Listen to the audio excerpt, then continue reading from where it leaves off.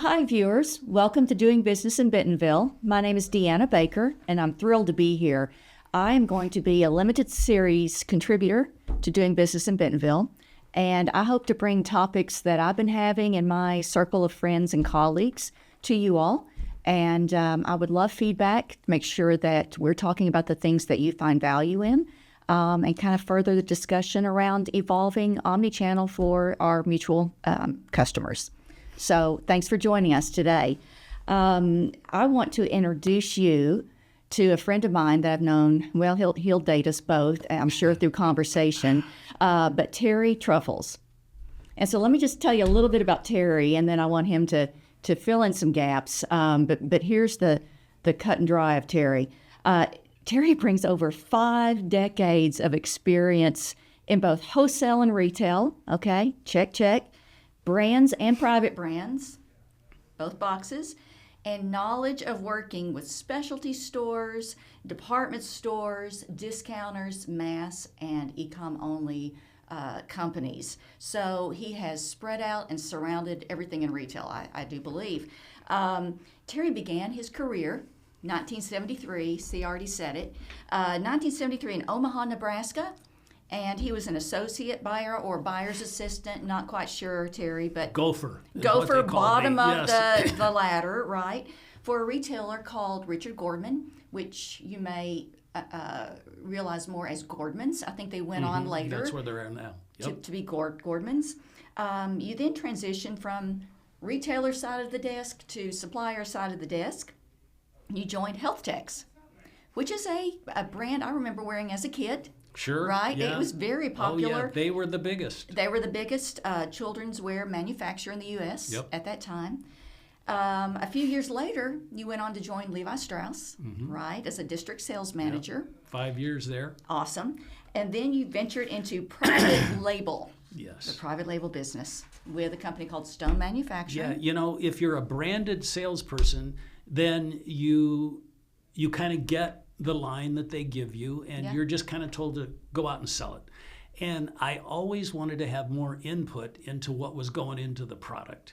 And I had a friend that was in the private label business, and that sounded really interesting to me, so I left. You're like me. I like to have control of the reins. Can't help it. It's a control thing, I guess. But, okay, so then you sold to Sears and Target there, right? Yep. So going into bigger mass retailers. Next, you joined Wright's Knitwear, and that's where you and I met. You were the sales exec to Walmart and Target at the time. And then lastly, Terry became an associate at Interdeco when Wright's was acquired by Interdeco in 2000. And you were there for a wonderful 25 years as EVP of Sales and Merchandising. Yes, right? I was. And you just recently... Best thing that ever happened to me. Fantastic. And you recently retired. Yes, I did. Which is awesome. So welcome to you to Doing Business in Bentonville, and we're so happy to have you. Well, thanks very much, Deanna. You know, I'm honored to be your first guest, and you're taking a big chance here. I mean, this is my first podcast, and really the first thing that, since I've retired, it's the first time that I set my alarm this morning. Thank you. I appreciate being worthy. That's right. And it's the first time I've had a chance to really kind of prepare for something, which was fun. And in preparing for this podcast, it kind of gave me a chance to really reflect on my career. And I did. My first job was in 1973, and I was 22 years old. So didn't know anything about anything.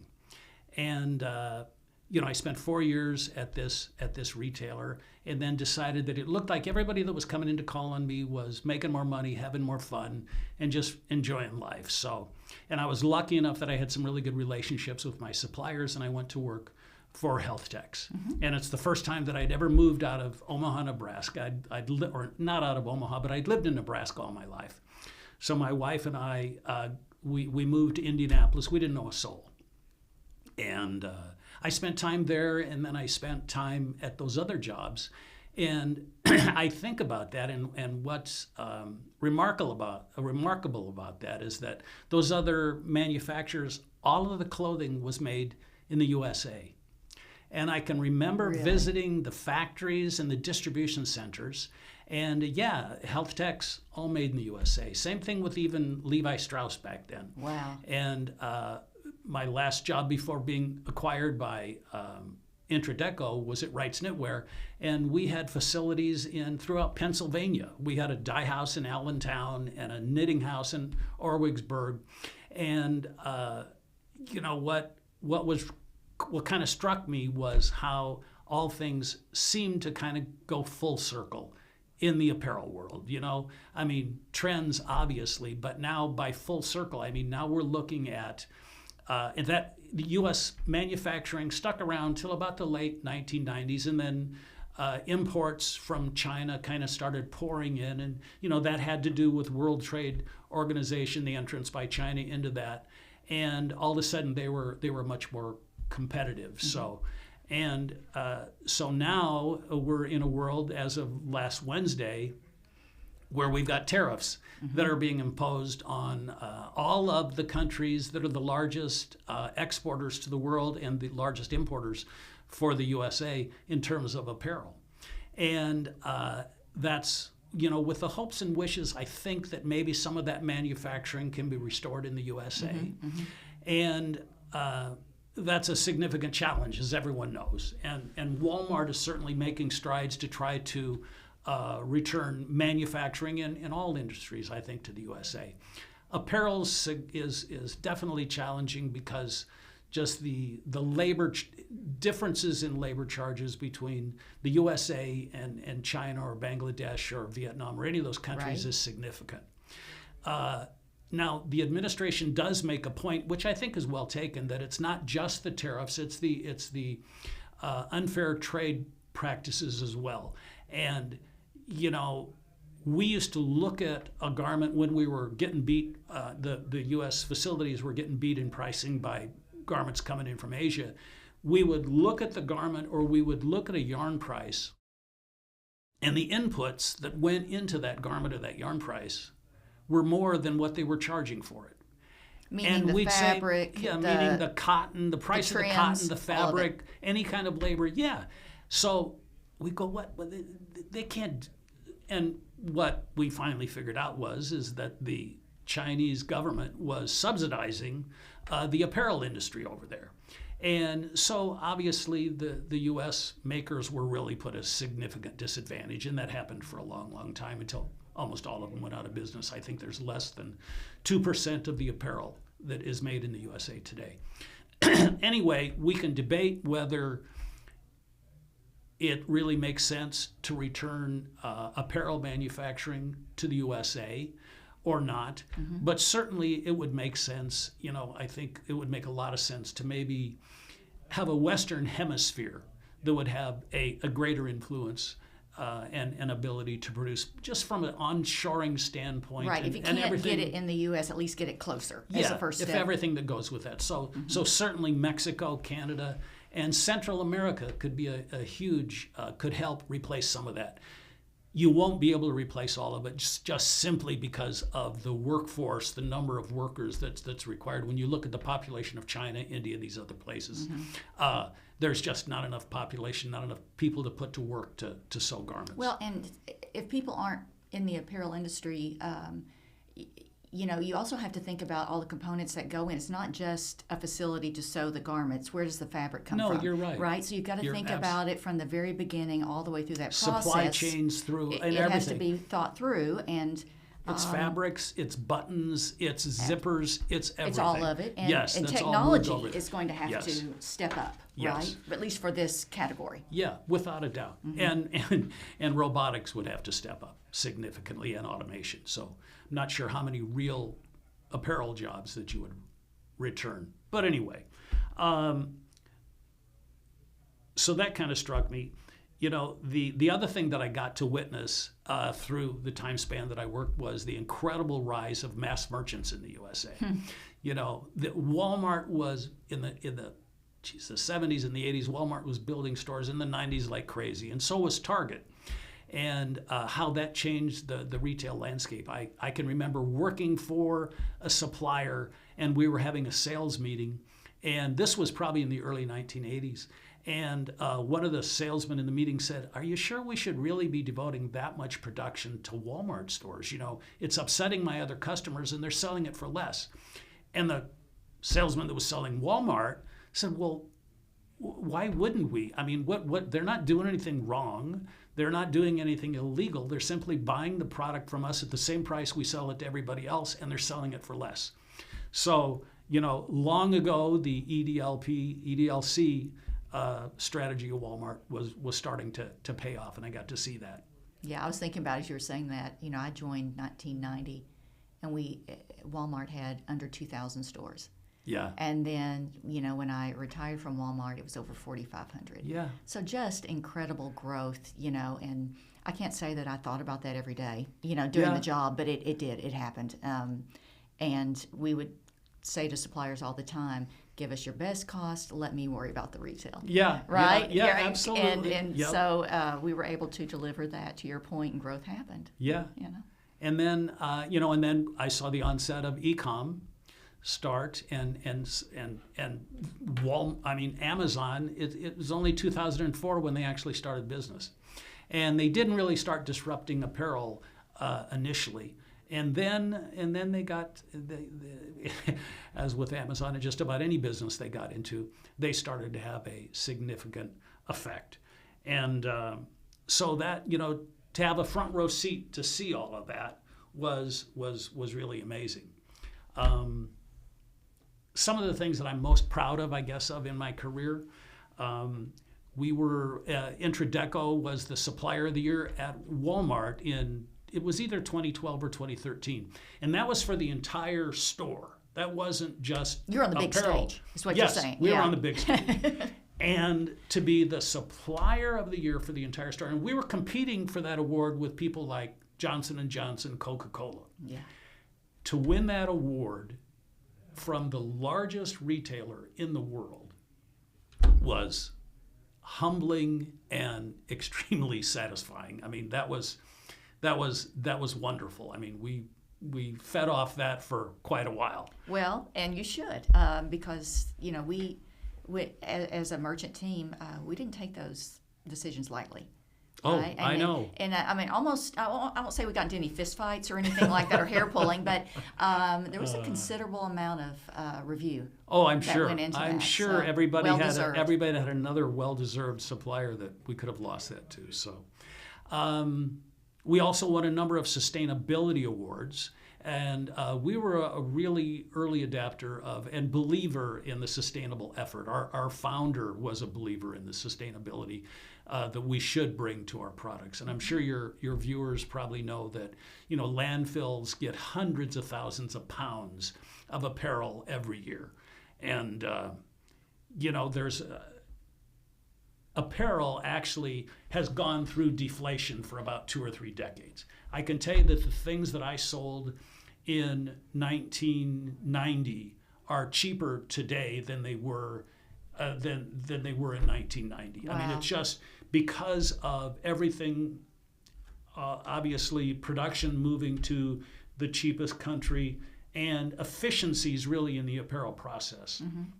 So a T-shirt now, you know, with fast fashion, you know, we all buy probably a lot more clothes than we ever need because we can. It takes a smaller percentage of the consumer's wallet than it did years and years and years ago. But Intradeco has continued to push sustainability, and even today, Intradeco has invested in machinery in Central America where you take the cutting room scraps. You know, when you're going to make a garment, you've got a marker that sits out there and you cut around that. And if you're lucky, you get 85% efficiency. It could be less. So that means you've got 15% of that fabric that is just waste. And we can now take that fabric as well as other finished products. We've also bought a sorting machine to bring in old garments from people, and we put them into the machine, and it turns them into yarn, which can be then turned into products again. So it's a regenerated cotton process.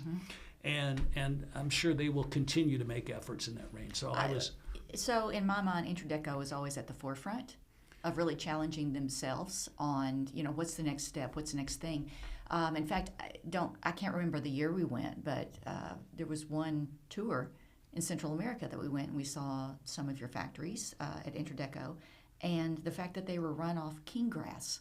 Yes, right? Yeah, that's exactly right. That was in our biofuels. Yes, yeah, that's right. Yeah, so the efficiency of the factory. Now, what you're talking about is efficiency and regeneration of products that have served their time. So, I look forward, and in fact, on LinkedIn, every post they make about some new development, catches my attention because I would say you all challenge yourself harder than we as partners challenge you. Well, if you saw our factories today, or if you took a tour of our factories in El Salvador and Honduras, you would see the roofs filled with solar panels, and you would actually see a solar farm, just because that was the right thing to do. And, quite honestly, all of these investments in sustainability also had a business side to them that made sense, but we were really happy to be able to join the two together. Yeah, very cool. Lastly, I think maybe the thing that I'm most proud of in my career is what Interdeco was able to contribute during the COVID crisis.